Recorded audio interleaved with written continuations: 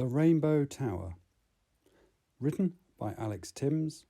Illustrated by R H Stewart. Episode 9. Blue. Jed scrabbled at the floor, but his fingers couldn't grip the slippery surface. "Trevor, help!" he yelled, but the big man was too far away to do anything. Jed began to panic. There was nothing he could do. He was going to be pulled into that stinking morass. Then he saw the sign on a small glass door in the wall, just like in the atrium. Fire. As Jed slithered towards it, he lunged sideways. He dug his fingers painfully into the crack between the glass and the door frame. It slammed open, jolting his hands free. Desperately, he flailed inside the small cupboard, pulling out lengths of rubber tubing. To his dismay, the tubing didn't stop him, but unravelled as he slid away. However, one hand didn't feel rubber, but cold metal. He was gripping the smooth shaft of an axe. Careering down the corridor, Jed yelled as he raised the axe, concrete debris scattering ahead of him as he skidded towards the broken doorway. He slammed the axe down, hitting the tendril just below his foot. There was a loud snap as the axe sliced through it, and the tendril whipped back at the hole, slapping blindly on the walls as it went.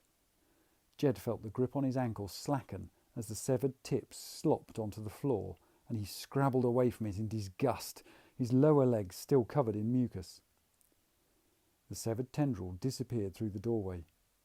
Jed breathed a sigh of relief that it had gone, only to stare in horror again as over 20 more tendrils burst from the opening, filling the full width of the corridor. Jed felt himself hauled to his feet as Trevor pulled him up. Jed made to drop the axe and run. "I'd keep that if I were you." "What did you say?" Jed shouted to Trevor as the tendrils hissed towards him. "Why, I didn't say anything," Trevor gasped as he was grabbed round the neck. Jed raised the axe in an effort to set Trevor free, only to have his own wrist manacled by another grisly tendril. He cried out in pain as it dug into his skin. Then more tendrils grabbed him, and he found himself lifted off the floor. Beside him, Trevor could no longer breathe and was wrenching at the one around his neck to no avail. This time, there was no way out. Then pain shot through his head. Pain so severe it made him forget about his wrist and the other places he was being held. He'd never known anything like it. The feeling seemed to be inside him, something he couldn't run from and couldn't fight. It was so bad he had no idea whether he was screaming or not as he screwed his eyes shut. His only thought was that it should stop. He hit the floor with a crunch, exhausted and with his ears ringing. Eventually he heard Trevor moaning beside him and stiffly moved enough to see the crumpled heap that was the big man beside him. "Trevor, what happened?" Trevor didn't reply. Jed turned to look at the doorway. The mass was gone. How? "Sorry! Sorry! Sorry!" The voices felt like people shouting inside his head. Jed clapped his hands to his ears. "Sorry. Not very. Practiced at communicating." This time they were quieter, more like a whisper. Jed looked round, confused. He'd heard voices, and yet not heard them. It felt like they had bypassed his ears entirely, landing directly inside his head and leaving him feeling very peculiar. "They're gone, but for how long? They'll be back." Then Jed noticed them. Jostling for space at the nearest window were dark hemispheres, wires trailing from them, but somehow not becoming entangled as they moved. It was as if they were jockeying to have the best view of him, yet he could see no eyes on them. Beside him, Trevor struggled to sit up. "Trevor," Jed asked, still staring at the shapes, "what are they?" Who would be a more accurate question," Trevor answered. "Those are brains." "What?" "But help me up," Trevor asked. As Jed did so, Trevor turned to look at the wall of glass. "I take it you scared that thing away." They will be back. They? Jed said, glancing at Trevor. What is going on? I have no idea, came the reply as Trevor studied the brains with interest, rubbing the sore wheals at his neck. They were like us, but ill, or no longer useful. What? Jed began, but Trevor hushed him. Flushed away in the waste, after a lifetime of service, and now wanting revenge and to destroy. This didn't make things much clearer for Jed. He turned to Trevor, who was clearly thinking about what he'd been told. And who are you? The big man asked. We are retired. Trevor stared at them. Jed looked at the other windows down the corridor. These were now full of brains too. He couldn't have counted how many there were, even if he'd wanted to. There were simply too many. But you should be in red, Trevor said. Everyone knows that. You work hard, you earn your retirement. That's the way it's always been. Those who can work look after those who are too old or weak to do so. No longer.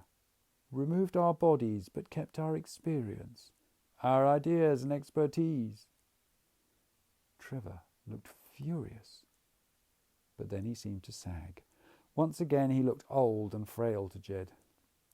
The Red executives wanted those levels to themselves, didn't they? Trevor asked. This way they don't have to look after you. They can call on your experience when they want, but not have to face the inconvenience or expense of having you around. Is that it? We were called the Silver Tide. The Reds thought we were taking over, filling their bars and restaurants. Suddenly a thought dawned on Jed. Trevor, her. This wasn't her, was it? Trevor didn't look at him. First trying to sack us and now this. Has she gone mad? Did she really put these people in here and create that monster? Jed demanded. I don't know, Trevor answered, so quietly Jed could barely hear him. We saved you. Now you save us. Jed turned to the brains. They were becoming agitated. They will be back. Set us free before it is too late. They swirled in the water, bumping the glass. The sight unnerved Jed. But he asked tentatively, how?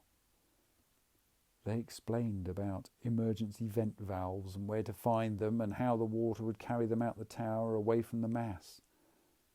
Jed looked at Trevor for guidance to find him leaning against the wall, lost in thought. He looked broken again. Jed was going to have to decide on his own. Do you really want this? He asked. Yes, yes, yes! The clamour was overpowering. Jed clamped his hands over his ears, but of course that didn't help. The words battered his mind until he found himself shouting. Trevor looked pale and ill. Stop! Jed was panting. Stop, okay? We'll do it. Jed clutched his head as the brains rejoiced, only managing to think clearly as they drifted away and the din subsided a little. As they set off where they'd been directed, Jed noticed that one of the brains was hanging back from the rest. It looked older, more wizened, the crenulations over its surface deeper and more pronounced than the others. The blue room, came the whisper. Do not go into the blue room. Then it was gone, lost in the deep blue of the tank. They found the emergency valves eventually. Jed kept taking wrong turns, and from the way Trevor trailed behind, it was clear he hadn't been listening at all. The valve room was a jumble of pipes. Some were very old, like the flanged and riveted ones Jed stood next to, while others seemed newer. They were made of something that looked like clear plastic and carried lurid-coloured liquids around. The acidic-looking bile-coloured one was particularly off-putting. Come on, Trevor, Jed said as he used the axe handle to try and turn the wheel on top of one of the old pipes. He felt very odd giving Trevor instructions. It had always been the other way round until now. I need some help. For a fleeting moment, Trevor looked at Jed with something like pity. Are you sure this is a good idea? He asked. We owe them one, Jed replied. Now give me a hand. Together they heaved on the wheel and it creaked round slowly.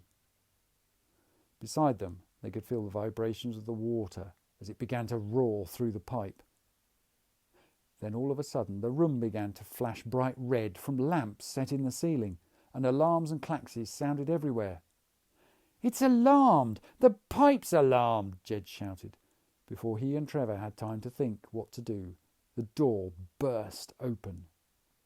The figure filling the doorway made the HR suits look like normal overalls. Thank you very much for listening to The Rainbow Tower. To see more of R H Stewart's excellent artwork, you'll find him on Instagram at roy.hootson.stewart. For Alex Tymms, why not try the novel OutCaste at ao3.com? Or, for something completely different, check out the Amier series on YouTube or at amier.com, also by Alex Tymms. The Rainbow Tower. Text copyright Alex Tymms.